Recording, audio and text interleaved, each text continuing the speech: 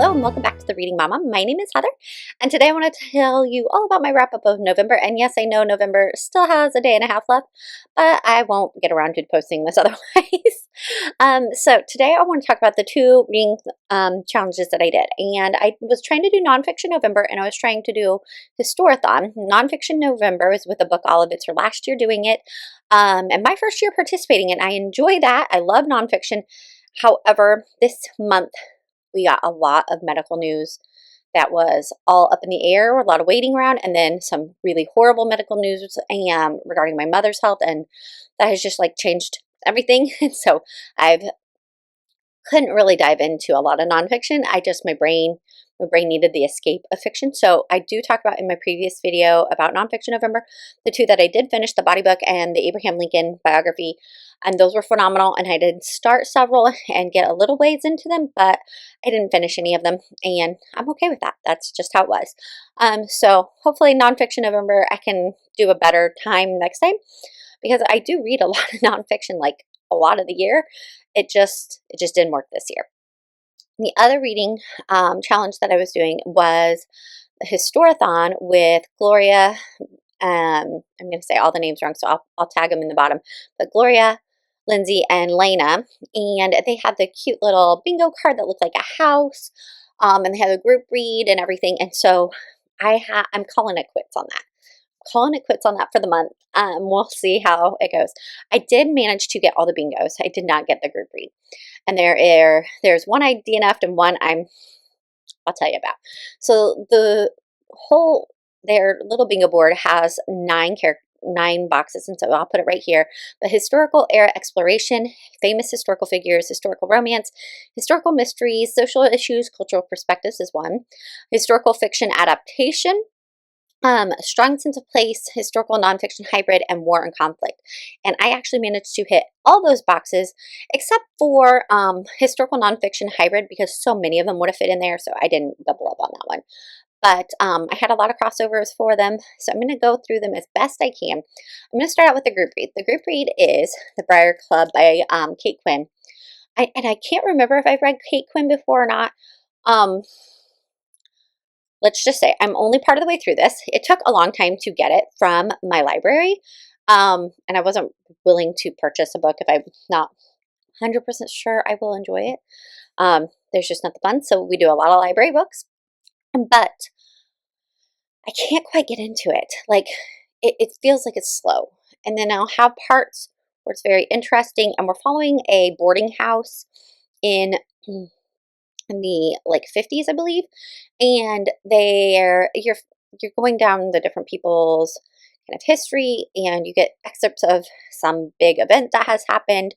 In the house is what you start with, and so it starts out with that big event, and you know that it's all going to lead up to it, but usually by the time I have time to pick up the physical book and read it, my brain is just like, I can't do the slow build. And so I'm not taking it back yet. I'm not officially calling it a DNF, but it is a DNF for the month of November. But I will see if I can get that done. There's like a huge line. It's very popular. It's like 18 weeks on Libby for a wait, and like I said, took forever to get it from the library, and that was through interlibrary loans even. So I only got it, I think, Monday, Tuesday. So yes, there's that. So sorry, group read I'm struggling with. Then if you go through, I'll go through a lot of mine crossover, so I'll cross over when I can. So historical era exploration, I would say The Four Winds by Kristin, I believe that's her name, would be a historical exploration. I haven't read a lot of the Dust Bowl era time period.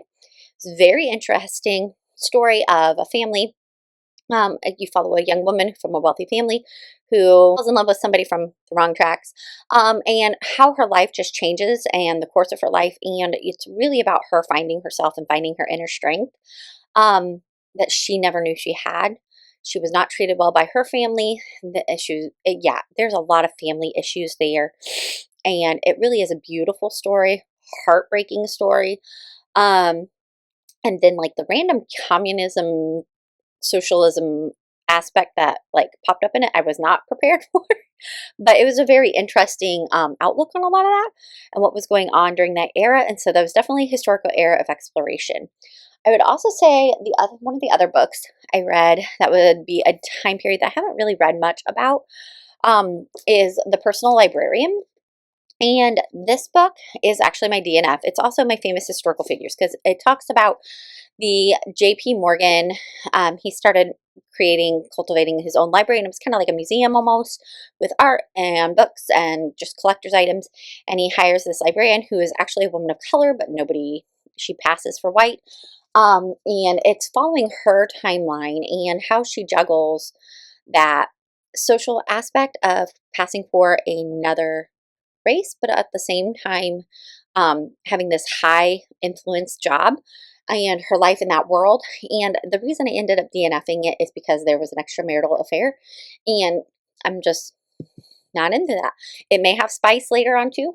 It's just, yeah, that's a hard pass on me for me. And so I didn't finish reading it. It was fairly interesting story, just watching her interactions with her family and how she balances that, but then also her just kind of begrudging part of her family life because of the different ties and everything, and feels like they're holding her back a little ways. Yeah, it was an interesting story, but like I said, um, I will handle only so much grit or spice in a book, and honestly, there's extramarital affairs. I don't have any time for that kind of nonsense. And then historical romance was the next box, and I would say My Name is Mary Sutter, and again, it has a little bit of spice in it, a little bit of that grittiness. Not a fan, but it was enough to skim over. I did this one as an audiobook too.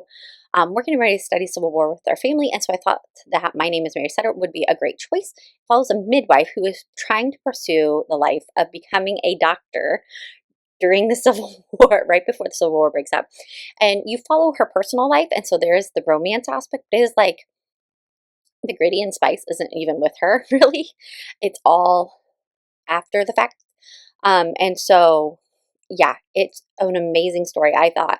Giving that perspective of a woman trying to just even work in the medical field during that time, her expertise, the burden she feels, how they even learned, like even the male doctor struggled to do the first amputation and all the things, and just there's a lot of, like, if you can't handle medical things, I wouldn't recommend it because there's a lot of that, because there's a lot of gore and death in Civil War.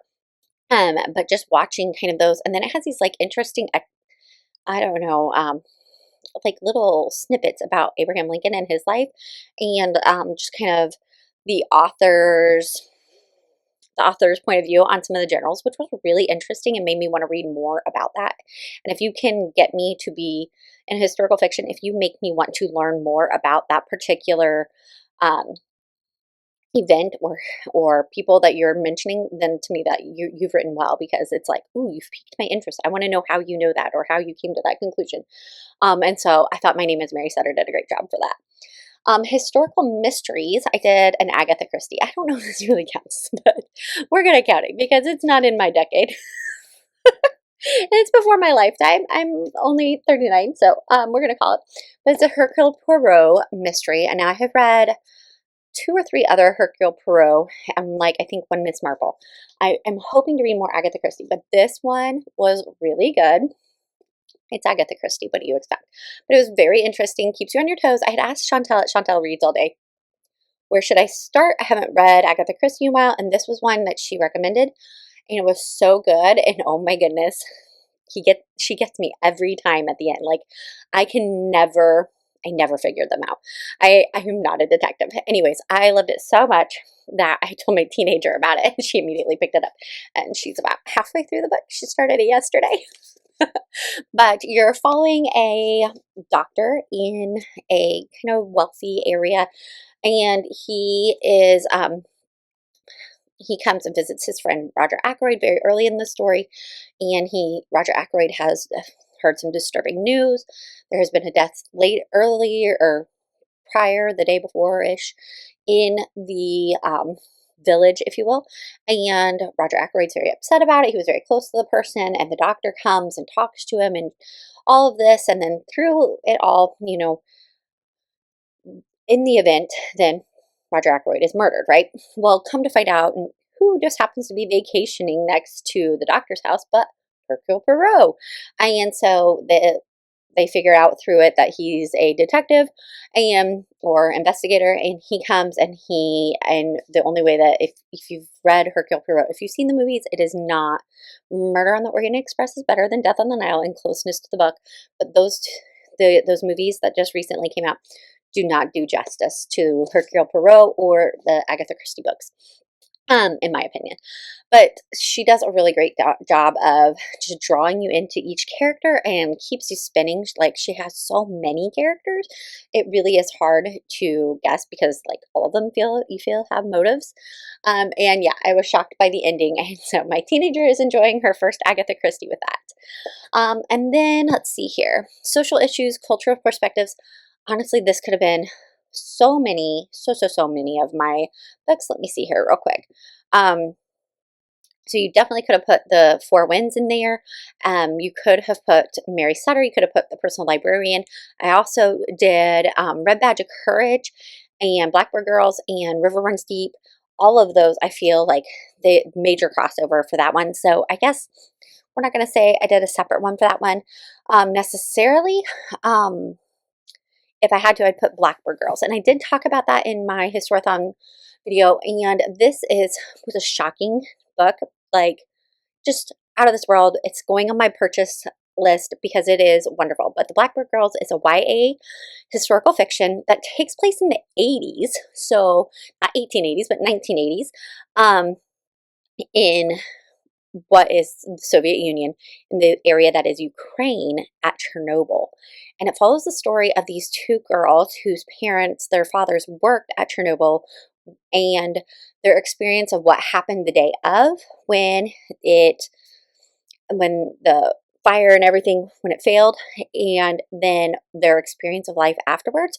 One of the girls is Jewish, one of them is not, and just the impact of how that how even though we're not supposed to have religion, we don't practice, this little girl has no clue. She knows nothing other than her passport says Jew.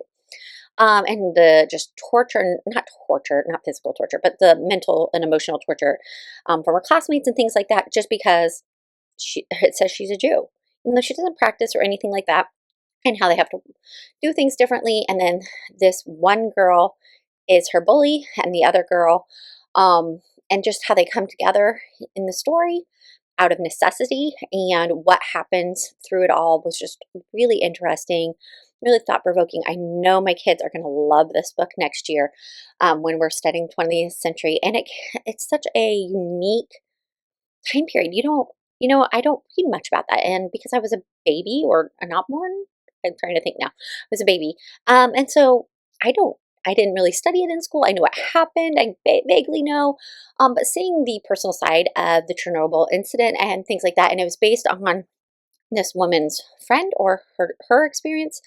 I think it was her friend's experience, and it was just very unique and kind of an amazing story. It does touch on some issues like child abuse as well. So if that is something that is a trigger for you, that may not be the book for you. But at the back of the book, the author does include some wonderful tips on places you can contact help that you can receive if that is an experience you have, which I really love, because a kid might pick that up at the library. I did. I got it at the library. And then they have those there, so they can have that connection at that age. But it read quickly, but it also read well, so I would recommend it for adults as well as YAs. All right, that brings us up to historical fiction adaptation. They were saying like movie, TV, so I went with Sherlock. I did not read all of Sherlock. I read one Sherlock story. I read Scandal in Bohemia because I haven't read that one. Earlier this year, I read for the first time A Study in Scarlet. And that was really good, except for the weird cowboy Mormon thing at the end. But it was Sherlock Holmes. Sir Arthur Conan Doyle knows what he's doing, and there's a reason that Holmes is such a particular favorite. The basic story is that a wealthy man comes and visits Holmes, and he has a quandary, and he needs Holmes to help get him out of this problem before he announces his engagement in the next week.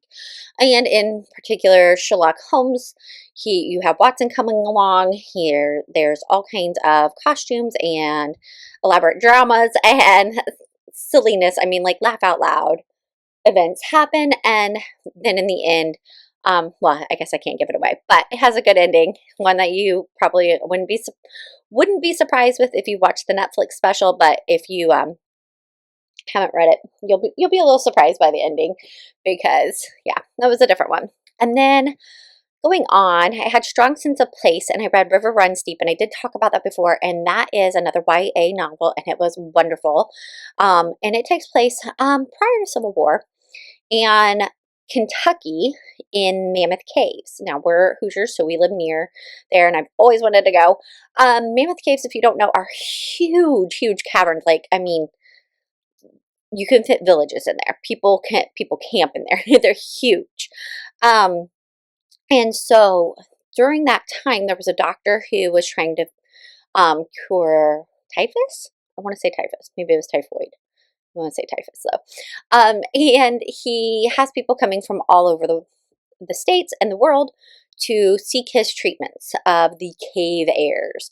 And you follow the story of a young man who's come from Virginia to that area. Now, the main part of the story is not about his healing or about the doctor's treatments, though those are interesting. And let's just say my daughter, who's interested in medical things, loved it because it was very interesting. And this is super, super well researched. If you go to the back, so it really goes with the next one, historical nonfiction hybrid too, because there's so much information at the back of this book about this one. But it doesn't follow the story of the doctor and the boy so much as the slaves who work with them, and some secrets that they have in the caves, and how the boy comes into play, and one of the other patients who's there. And yes, so remember, it's prior Civil War. They're in Kentucky. This is a young man from Virginia. So you get his like thoughts of slavery and what it really means as he befriends these slaves in the cave. So that was awesome. I would love my kids to read that, where you can see, well, I thought of them as this, but after I got to know someone, I started to think, was I thinking correctly about that particular person or that way of life or that culture? And I love that. So it doesn't just like come out and say he changed because of this, this, and this. It's going through his experiences and learning that. And I love that perspective. The author does, Jeniffer Bradbury does a great job of that. And then you have a big mystery, which is always fun, and big adventure. And that was also fun. So I can't give too much away because it will ruin the story, but it was wonderful. And then the very last one is War and Conflict. And honestly, this was an awful book.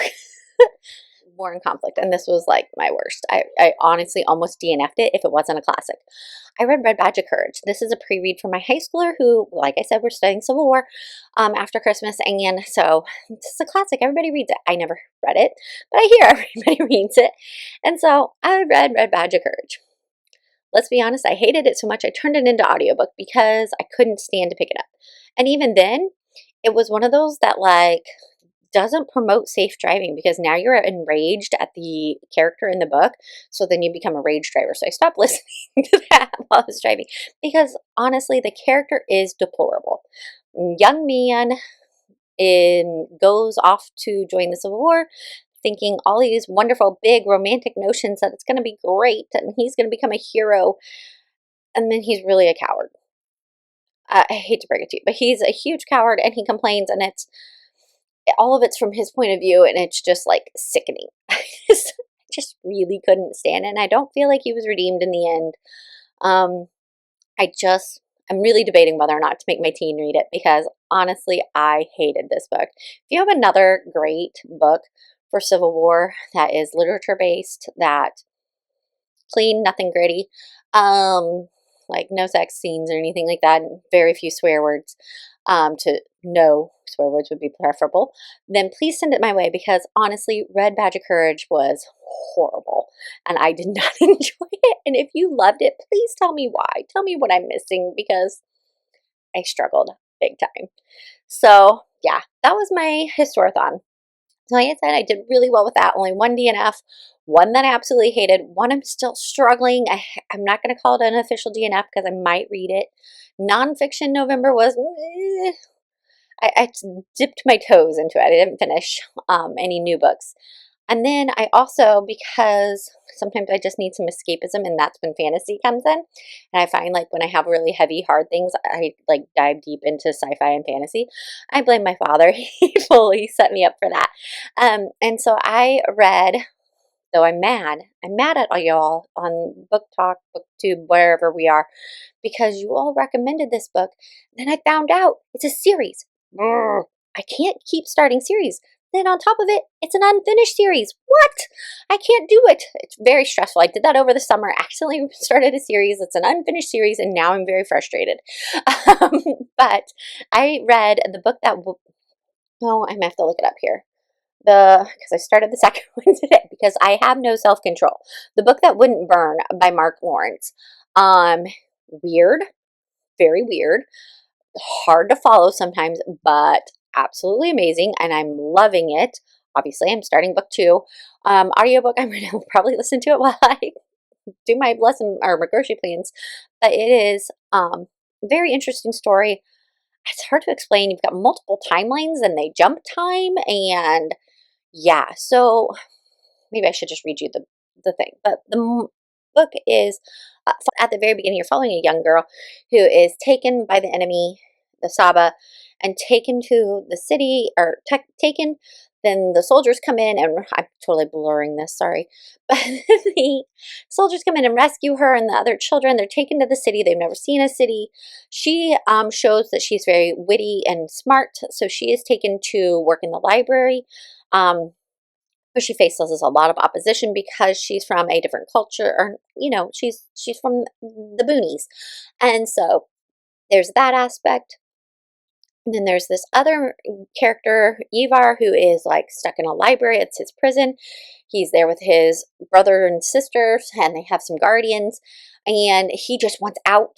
She's trying to figure out how to get to know more and learn more about the library, and how to help maybe possibly save their family from the Saba who are coming, which is their word for any enemy. And it's just the way that the stories connect is very reminded me a lot, like I'm pretty sure almost verbatim, no, very much like The Magician's Nephew by C.S. Lewis. And so you have that multiple worlds aspect. So there's the sci-fi aspect, very fantasy focused, and you have those changing and interlocking timelines, which is confusing, and some people can't handle that. But I find it just amazing and exciting, and I'm always amazed at the authors who can create worlds like that, where you have so much connection and yet difference and disparity between them. And so the library connects all these, and it's all everything that's going to happen happens in the library and because of the library, which is also super fun for those of us who love books and bookish things. And so it's a very interesting story. Go check it out, Mark Lawrence. I'm reading his second book now, and the third book comes out in April. But that's all right. So I really got to stop starting this new series. I have other things, but it was a great escape for a difficult emotional month, to be able to listen to that while I'm in the car or whatever. I will say way heavy on the swearing, which I don't like, at the very beginning, and then it falls away and there's not as much. But just a caveat, if you are going to listen to it, little people around, cover earbuds, whatever. Or if you're going to read, so they don't learn to read those words as well. But other than that, I haven't had any, there's no spice that I've noticed or anything like that. But there was quite a bit of swearing at the beginning, and yeah, so keep that in mind. I don't generally like books, and I honestly almost stopped reading it because of the swearing, but it did get past that character who did, and then the swearing was much more minimal, if any, after that. So just a little note. So that is my November. We also finished The Long Winter by As a Family by Laura Ingalls Wilder, which is wonderful. If you haven't read The Long Winter, go read The Long Winter, especially as an adult, because it will change your perspective and just give you that attitude of gratitude is really great. And then we started whatever the little town on the prairie now. So those are our family audiobooks, and we're almost finished. We should finish actually later today, if not tomorrow. Beneath the Swirling Sky, and I will put a picture here. I should have grabbed the book. It is by Carolyn. I can't say your last name. And it is amazing. Oh, it is so good. It is our top book read of the year as a family. Beneath the Swirling Sky is following a young man who's dropped off at his uncle's for a week while his parents go on vacation, and he discovers that his family has this amazing gift where they can travel through artwork, and they are part of a group called the Restorationists. And there's obviously a villain that is the Distortionist, and you have all the nuances with that. But this world has been hidden from the Vincent, the main character, until he accidentally stumbles upon it. His sister gets taken hostage, and he has to come to terms with so many different things about his family, his ability, and just these different things. And it brings it back to that God has given you a gift, and that you can use it for good, or you can use it for evil, or you can simply not use it at all. And I really, really love how the author is intertwining those characteristics that I want my children to imbibe, but she does it very, very subtly. I'm not a huge fan of overly moralistic, overly Christian dogma in a story.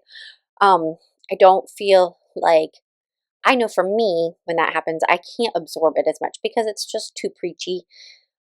Even as a Christian, it's just too preachy. And so I don't usually pick up books that are marked Christian, but it does have those nuances. And it does point you back to the fact that God has given you these gifts and that you have the chance to use them to bring him honor and glory and to help others around you. And it is just a really great story, well written. My kids are begging every time for one more chapter. And the artwork in it is really great. I love like kind of not a picture book, but it's got these like random moments of art. I should have brought it, but he didn't. And so it's very, very well done. And my kids are begging for book 2 for Christmas. And so that is definitely going on our list. So that is mine, and the family November reads. And then I will be coming back in the next couple weeks to share about December, which is going to look different. I did share my Advent books previously. And then also my 40 before 40 and a few other things. But like I said, we have a major family health thing going on this month, and I really don't know where this month will lead, so we'll see. Thank you so much for watching. Have a great day.